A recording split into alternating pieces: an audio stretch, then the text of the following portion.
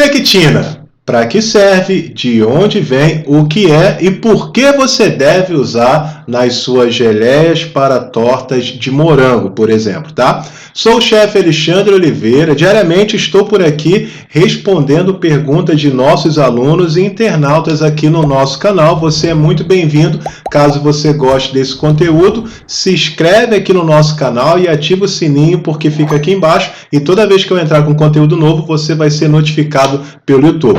Antes de qualquer coisa, a gente precisa entender o que é a pectina. A pectina, ela é uma fibra solúvel que ela serve para muitas coisas, inclusive muito benéfico para a saúde, tá? Ajuda na pressão arterial, ajuda a controlar o colesterol, mas calma que o nosso vídeo não é voltado para a saúde, mas é voltado para como você usar a pectina na sua geleia de morango, por exemplo. Então vamos lá. Primeiro, entender que a pectina ela é encontrada em frutas geralmente cítricas. Na maçã existe uma concentração interessante e também em legumes você consegue encontrar a pectina. Ela tem muitas funções, mas a principal, podemos dizer, dentro da confeitaria, é como um espessante. Ela serve para gelificar, né? Gelatinar, melhor dizendo, alguns produtos e principalmente, né, podemos dizer que a geleia. Existem muitas dúvidas sobre a pectina, por que não usar a pectina, ou por que usar a pectina, ou por que usar o amido, por exemplo, né? O amido, geralmente quando a pessoa fala em amido, né, a gente lembra daquela marca, a gente está falando de amido de milho, mas não existe somente o amido de milho, tá? Existe amido de arroz, existe amido de diversos outros produtos. Porém, já que estamos falando do amido de milho, se eu fosse fazer um contraponto entre a pectina e o amido de milho, eu te diria que, nossa, notoriamente eu usaria a pectina no lugar do amido. E um dos fatores principais seria porque o amido, embora ele também tenha uma função espessante no seu produto, ele tem uma desvantagem. Qual é a desvantagem?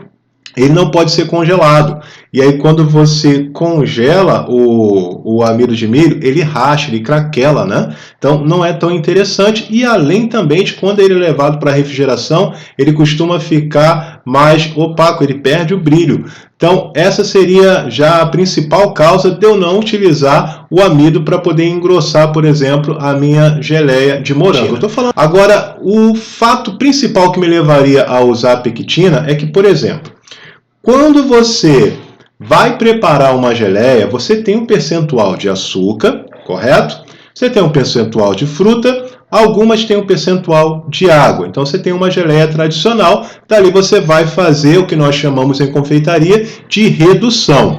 Porém, se você tem, por exemplo, aí 55% ou 50% de açúcar nessa sua receita, se você fizer uma redução considerável para que fique mais espessa, para que fique mais grossinha, naturalmente esse açúcar ele vai se concentrar mais e aí você tem aquela sensação de que a sua geleia ela tem mais açúcar. Talvez você pense, eu vou reduzir então o açúcar. Mas aí você vai mexer na validade do seu produto, porque o açúcar, o percentual correto de açúcar, ele ajuda a você manter a validade, aumentar inclusive a validade desse produto. Então, qual seria a solução nesse caso? Usar a pectina já no início do processo, tá? Então, assim, a pectina, ela vai fazer com que você chegue ao ponto muito mais rápido e principalmente na geleia de morango, para você ter pedacinhos de morango na sua geleia. Outra dúvida que eu separei para vocês aqui é o seguinte: como dissolver, como diluir a pectina?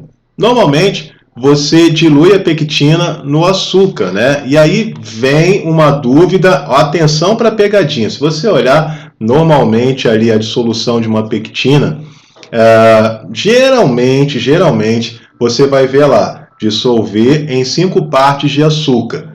Gente, muito cuidado com 5 partes de açúcar, não quer dizer que você tem que usar, por exemplo, aí 5 partes de açúcar para a pectina que você está utilizando, ou vice-versa, tá? Não é essa a forma.